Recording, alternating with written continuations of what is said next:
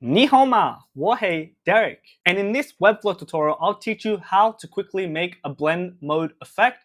As you can see in this example website, this logo on the bottom left is actually black. It's actually a table. And if it goes over certain elements in the background, let's say this image, you can see it has this really cool blending effect. And this is blend mode difference. So let's quickly do this in Webflow. Right now, I just have a dummy project. It could be anything.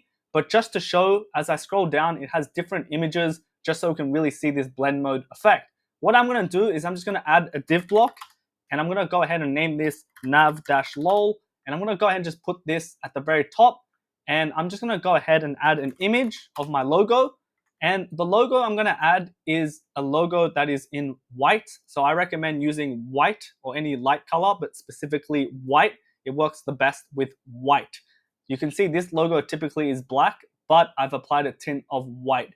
And you can either upload a PNG or SVG, but I'm going to go ahead and drag in this logo, and I'm going to go ahead and replace that image with that specific logo and give it a class of maybe logo-lol.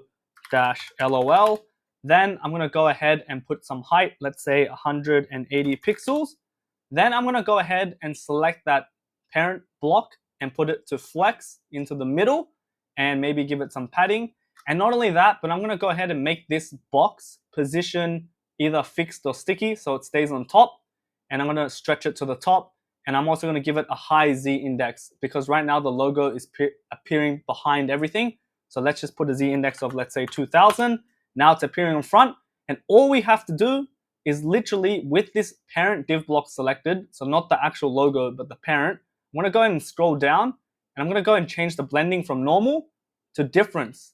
And literally, that's it. As I scroll down, and my logo is highly, exaggerated in size, so you can see it. You can see my logo, which is in white, has this really cool effect as it goes over different background elements. So literally, that's it. We can even replace this logo with something else, let's say a heading.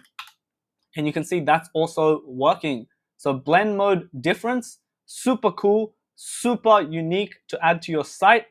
I'll see you guys in the next video. Until then, peace.